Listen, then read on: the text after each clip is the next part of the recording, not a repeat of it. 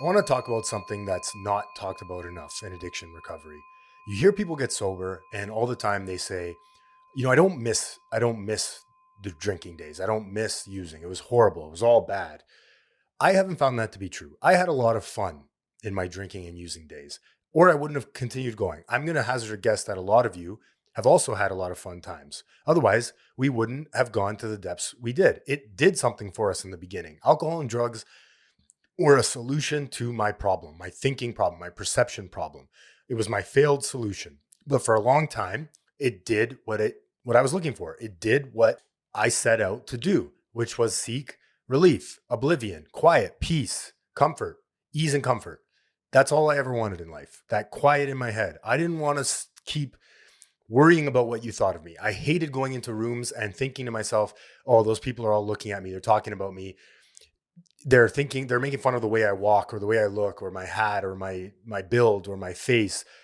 Alcohol and drugs made that go away. And so that's why for a long time I sought that, because in the beginning it did what I looked for my whole life.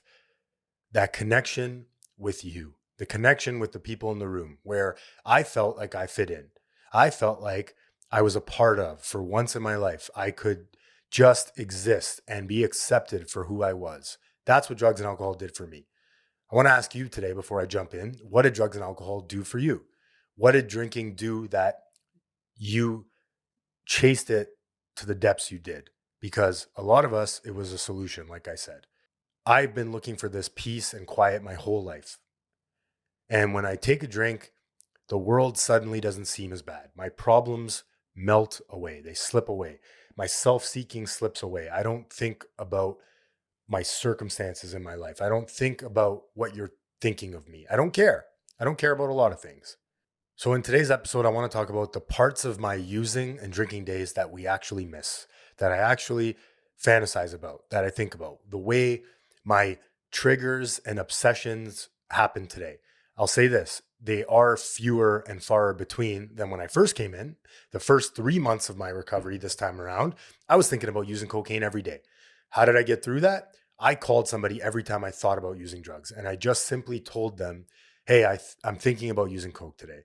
I didn't care about what I thought they would think. I didn't care about the judgment that I thought was going to happen. And again, if you find someone in recovery that has what you want and has been through it before, they're not going to judge you. They're going to laugh it off with you, because our brains are doing that thing again. It's simple. I'm thinking about the thing that almost killed me because I only remember the good times. I only remember the highlight reel. My brain doesn't remember getting kicked out of the hotel that one time. My brain doesn't remember with sufficient thought force. It's not the first thought that me hiding in the bathroom, waiting for someone to come in and kill me. It doesn't think about those times. It thinks about the relief I received, especially, and not always, but especially when times are tough in my recovery. But even when things are going good. I was walking to the shower the other day, a couple weeks ago, actually, and I had a fantasy about that time I was alone in my hotel room doing drugs. And my brain tells me, "Ooh, remember that? That was fun, wasn't it?" Noticing, being aware of those thought patterns before it's too late might save your life. And it saved my life many times. So let's get into it. There's a feeling in recovery no one warns you about, when you miss your old life and have nobody to say it to. Because if you say it in your group, your circle, your recovery community, people might get nervous and they might not know how to handle it. And you might think that they will judge you and think that you're less than, you're not working a proper program, all bullshit. If you say it to your family, they'll panic and they'll start calling rehabs, maybe. I don't know. It depends how bad off you put them in a situation before, what the damage you caused. A lot of us might not even have a family support anymore because we burned so many bridges. So you just sit with it alone, and that's exactly when it becomes dangerous. The thing nobody says out loud: admitting you miss anything about active addiction feels like you're betraying your recovery. It feels like I should be doing better. I shouldn't be thinking about such petty things. This thing almost killed me. It drove me, it ruined my life. How could I be fantasizing about it today? Here's the unspoken rule. Once you're sober, your old life is supposed to be all bottom, no top. You're not supposed to remember the good times. It's supposed to be all bad. But listen, let's be honest here. There was a lot of good times, like I said off the top. There was a lot of fun. There was a lot of good memories with people and connection that If we knew more about our sleep, what would we do differently? Would we go to bed at a consistent time or take steps to reduce interruptions to our sleep? With Sleep Score, Apple Watch measures your bedtime consistency, interruptions, and sleep duration. Then, every morning it combines these factors into an easy-to-understand score from 1 to 100. So you'll know how to take the quality of your sleep from okay to very high. Know your sleep score with Apple Watch. iPhone 11 or later required. If you've ever blasted synth beats from your boombox or burned CDs for your besties, this one's for you. As people get older, much like their music tastes, their health needs change. AG1 is the simple daily health drink designed to deliver over 75 essential daily nutrients and pre- and probiotics to support energy, digestion, and mood, so you can make the most out of every decade and dance break. Learn more at drinkag1.com. I can't just ignore or say to myself, oh, that was never fun or it was all bad. It's not true. Why is the silence actually the risk? I've watched a lot of people who relapse, and they're usually the ones not talking about what's going on in their brain. They're usually the ones that are trying to do it on their own. I'm going to manage this. I'll tell you 90% of the truth, but this 10% I'm embarrassed about. I'm ashamed. I'm not going to share this because, again, I don't want you to judge me. Those are deadly, deadly thought patterns. The people who relapsed aren't the ones talking about missing it. They're the ones who stopped talking about it completely. And don't get me wrong, there's a time and place to glorify the good old days, and identifying with a new alcoholic or an addict, it holds a very prominent place. It's a very essential part of the process. I need to tell you about all my drinking escapades and memories and consequences, the whole picture, so that you will gain trust in me, so that I can help you through this. Because if I came into recovery and people didn't tell me about their drinking and using days, I wouldn't be here today. I wouldn't have identified. I would have left a long time ago, because you're nothing like me. You didn't suffer as much as I did. When I hear these stories and these drinking memories and these situations and high bottoms and low bottoms and rock bottoms all together, when I hear them, it makes me feel like I belong. Like I feel like I can trust you. And if you got through that, I can get through it, because we're very much alike. The feelings are all the same. Maybe the circumstances are different, but the feelings are the same. That remorse, that self-pity, that bewilderment, that incomprehensible demoralization, that pit that I was in for so many days, so many times I can remember, hating myself, wanting to stop, not being able to stop, promising I wouldn't do it, did it anyways. I need to hear that from you so that I can trust you and recover with you. I like this line. I had someone tell me once, the thoughts you can talk about are the thoughts you control. The ones you can't are the ones that control you. So the ones you're not talking about are the ones that control you. Because if I don't tell you about it, it's going to gain power in my head. It's going to seem like a good idea. And then one day I'm buying into that idea that, oh, you know what? Maybe I can do it differently this time. Maybe ADHD medication won't take me down. Maybe I can take these peptides safely and not tell anybody, and I'll get through it, and it's going to solve my problem. I need to be honest, fully 100% honest today in my recovery, or I'm doomed. It's a slow burn, and it eventually accumulates into the fuck it's, which I always talk about. And then I'm relapsed again. This episode is a permission slip. If you've been missing it and feeling like a bad sober person, and missing the times, the addiction, missing the fun times, you're not. You're not a bad sober person. You're not doing it wrong. You are a normal sober person who was told to hide a normal feeling. So before we get into what people miss, let me explain why your brain does this, because there's a name for it, and it's not a character flaw. It's completely normal to miss the drinking and using days. Again, it does get quieter and less frequent the more you stay sober, the longer you stay sober. That's been my experience anyways. Again, this is Recovering Out Loud. My name is Anthony. I'm an alcoholic and an addict. I've been in recovery since 2015. I had a relapse after 7.5 years on secrets and ADHD medication and steroids. And today I'm coming up to a 1.5 years sober again. I'm bringing my experience, hopefully my strength and my hope to you so that you can recover and know that you're not alone. Why your brain lies to you. Euphoric recall. Euphoric recall is a documented cognitive bias where the brain remembers the past substance use disproportionately in a positive light while filtering out the negative consequences. It's not weakness, it's wiring. Addiction changes the hippocampus, which is part of your brain, which controls memory formation and retrieval. Your brain, in other words, your brain is showing you the highlight reel and burying the footage from the morgue. So you're getting the director's cut. Or maybe you're not, maybe it's not the director's cut. Maybe it's just the highlight reel, all the good times. You're cutting out the being kicked out of the hotel. You're cutting out the crying wife, the crying husband. You're cutting out the crying kids because that's uncomfortable. My brain doesn't want to remember that. So this is called something called the fading effect bias, which is the other half of this. The fading effect bias is the emotional weight of negative memories fading faster than the emotional weight of the positive ones. It takes longer for the negative memories to fade than the positive ones. Your brain holds on to those ones a little bit longer. So the longer you're sober, the better the using looks and the less terrible the consequences feel. This is why for a lot of people, month 18 is harder than month 3. Not because something went wrong, but because the brain has had longer to do its editing process.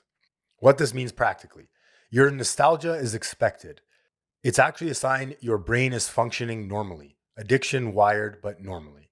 The work is not to make the nostalgia disappear. The work is to know what it is when it shows up. For me, it comes in the form of, oh, remember that time? Oh, that was fun when you had all that freedom and you had that hotel and yeah, you were kicked out by your wife, but at least you could do things the way you wanted. At least you didn't have responsibilities.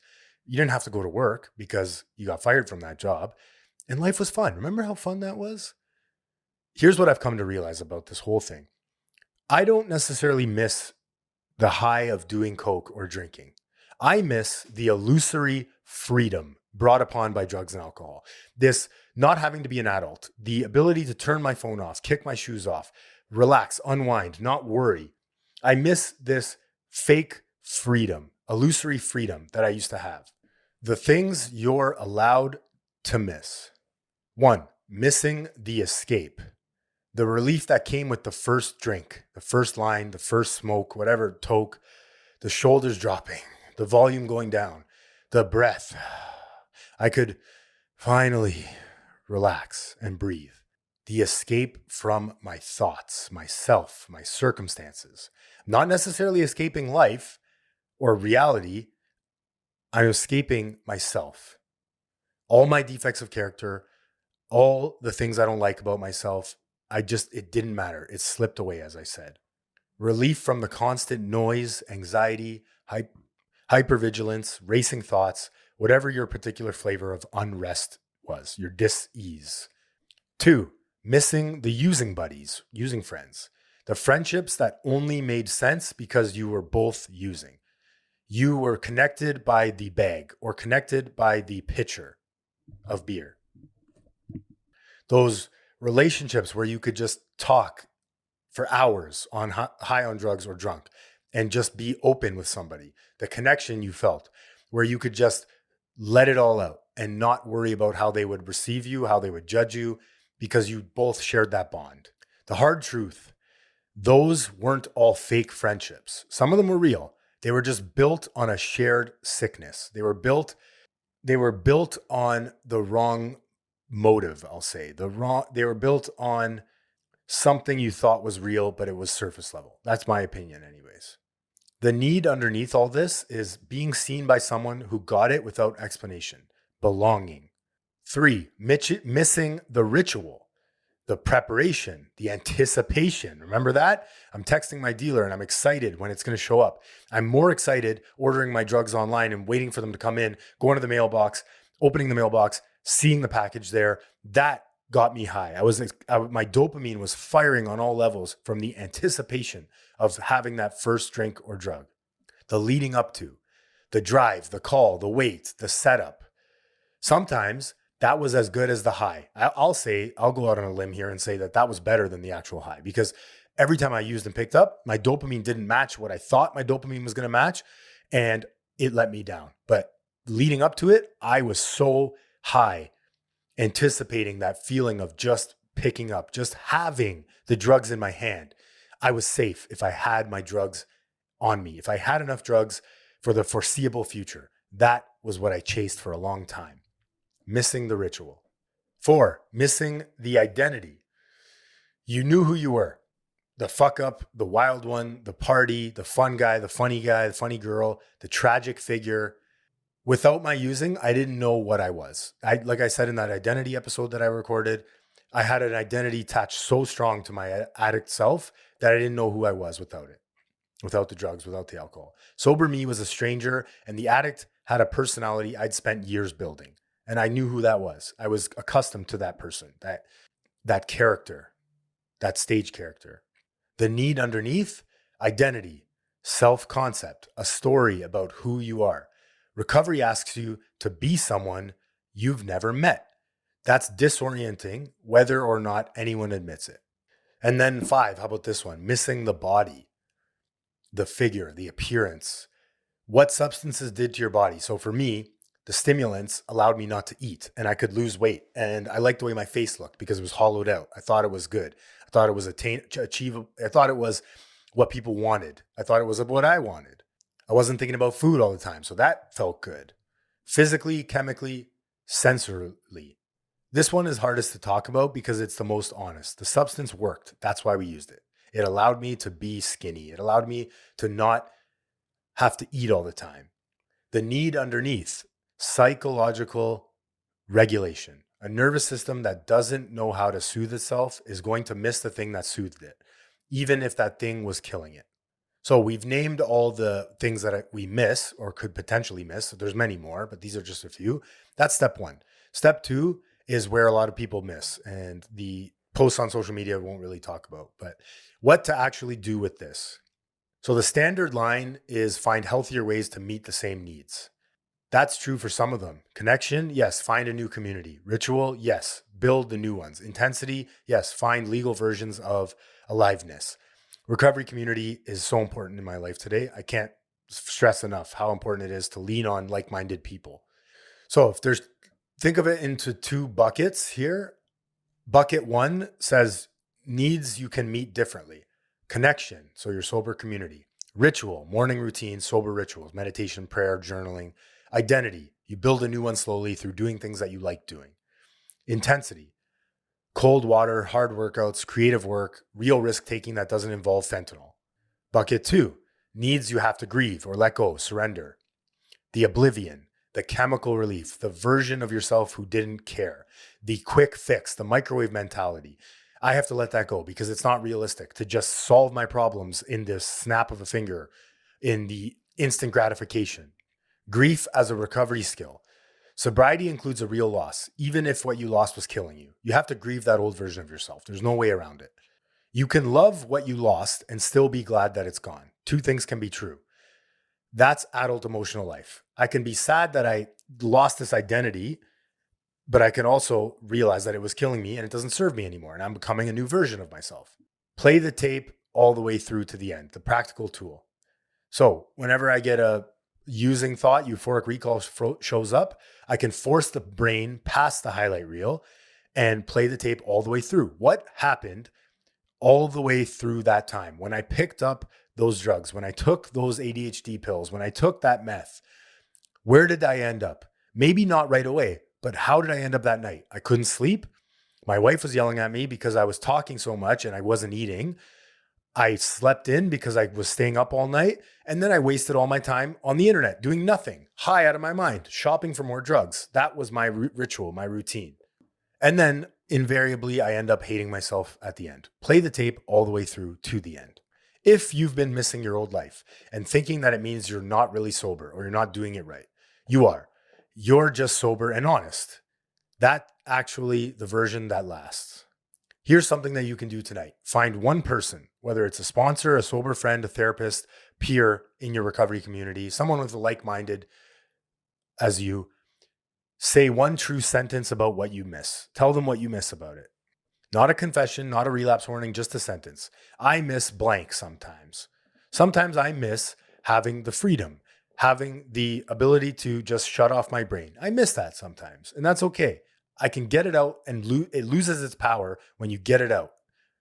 When you put pen to paper or when you tell somebody about it. And if you're worried about calling someone and bothering them, just think about it this way.